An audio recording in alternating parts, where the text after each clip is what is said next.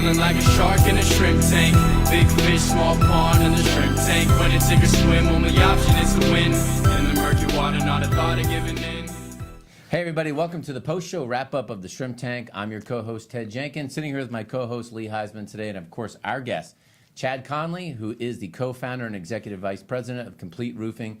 We learned a great story today. You really have to go to shrimptankpodcast.com and check out the entire podcast if you want to learn more about building culture, how to build a business the right way, and really be able to drive bottom-line profitability. We talked about a lot of cool stuff today, and remember this. You're trying to build a business, and the reason to listen to these entrepreneurs is to get a combination of street smarts and book smarts. That's what we learn from our entrepreneurs right here on the Shrimp Tank. Ted, I'll tell you, we do ask our listeners, go back and listen to the show in its entirety, because I will tell you, of the 500 cumulative shows we have across the country and the 160 we've done here in Atlanta, this was the fastest show I've ever experienced because of Chad's It's on fire. Oh, wow. On fire, on fire. So Well, I I'm recommend, flattered. no question, going back and listening. But Chad, it's really cool because I've known you now for 10 years. I was your first customer when you opened up the business. Absolutely. Very 10 very years ago. first. Very 10 first. years ago. Yeah. And over the past 10 years, you've grown your business to over $18 million of revenue per year and over 35 employees. And, you know, most businesses don't do that, especially in the roofing industry. Tell our listeners, you know, what is it about your business that makes you a little special here? Well, the product, we've kind of worked on the product over time. That's one part of it. The biggest thing is sales activity. First year in business, we set a goal of 1.2 million, and we actually sold 6 million. But we did that because we just murdered the sales activity. We had our friends and family come in and address letters. We mailed everyone, and we just said, well, if we go big enough, there's no way we can't lose. And we ended up doing, what, like 4 or 5 times budget. Amazing. So, sales activity. The product, $6 million when you don't have the production established to float that, that's scary as hell, but you can't let that stop you.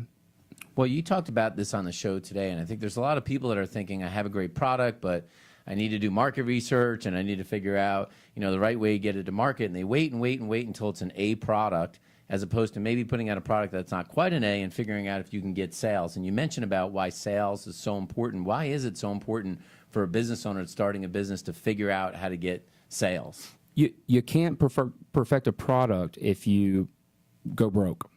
Right, quickly. You just can't do it. So especially when you're early in, it's about getting dollars in the house.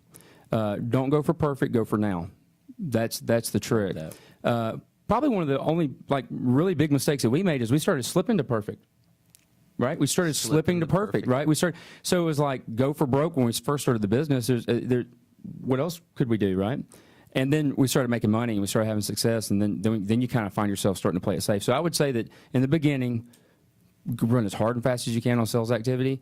Sure, do market research in the background, do these other things, perfect product, whatever, as you're doing it, but just keep murdering the sales activity. You can't lose if you do that. Well, we talked about that. You know, profit over perfection is what you talk about to grow. Yeah, I love You're that. going to use that from now on, I think. Absolutely, yeah. But, you know, a key part of your success, and it's one of the coolest parts, being with your personality, is you've learned so much, and you talk about empathy at your business. And that Yes. might be a distinguishing factor of your business versus others. Could you elaborate? Absolutely, I'd love to. So one of the things that I've learned, having previously been military, especially in the Marine Corps, everything's autocratic, is empathy is the least that's going on.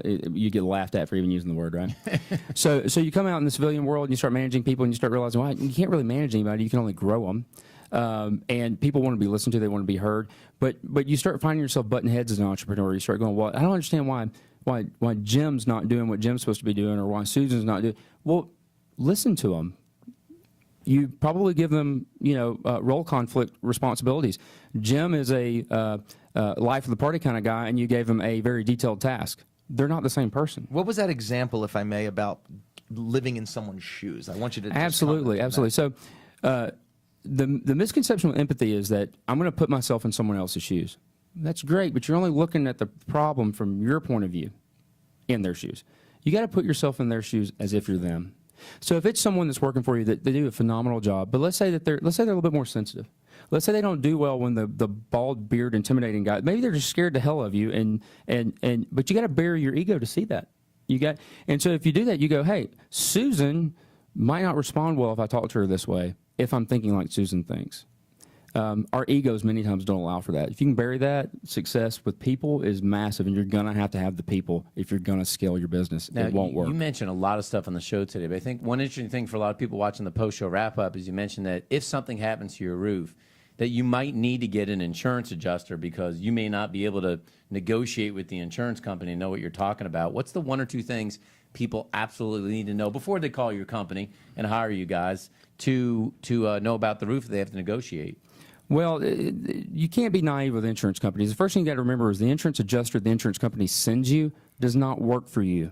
I do not care how many awesome commercials all the major carriers put out there that try to make you feel warm and fuzzy. It would be the same as going to court and having their attorney represent you. Right. It's not going to work out well for you. I know people don't like to think, but I've been with State Farm for 30 years. They treated me so well. Have you filed a claim? Well, no. So they took your money for 30 years. Great job. Right. That's not a measurement of success, right? So their marketing is very, very well placed. There's a reason why they do that to make us feel good about it. So the main thing to remember is that the guy from the insurance company, he's not your guy. He's theirs. He's their so guy. Whomever you get to represent you on the claim, you know, whether it be a contractor, because it could be any kind of claim. It might not be just a roof claim. Contractors know what they're doing. They know how much it takes to do the job. If it seems like he's a little high, it's probably because he's awesome. The low bid, and there's one other pro tip here. Replacement cost coverage on an insurance policy, RCV. That's what you want. Well, that's what most policies are. That's what most are. And basically what that means is they have to pay what it costs you, not what the lowest estimate is. So choose the high guy. They got to pay it. That's very cool stuff. Well, for the folks that are watching the post-show wrap-up of the Shrimp Tank, and they need a roof, they need to get it done, how can they contact Complete Roofing and get you guys Absolutely, hired, get you absolutely. guys out there and put up So, the good stuff? Thank you. CompleteRoofing.com. That's CompleteRoofing.com. Just exactly like it sounds. We've got a book now feature on there, so you don't have to call us and go through the rigmarole of someone calling you back and schedule a time. You can just grab it right there, click the link for the time that fits you best, and we'll be there. You can also reach us at 866-BEST-ROOF. It's 866-BEST-ROOF. Well, you guys heard it from Chad today on the post-show wrap-up in here. I mean, you might have a house, you might have a foundation, but in order to still make the business run, you got to have a high-quality roof, and that means get sales in your company. It means build the right culture. It means hire the right employees. Chad's had independent contractors that's worked for them for 10 years, the same contractors that have worked with the company. And most importantly, he talked about at the end here, have empathy. Not every day is an easy day for your employees. Put yourself in their shoes as them, and you too can grow a successful business. And that's the post-show wrap-up of the Shrimp Tank.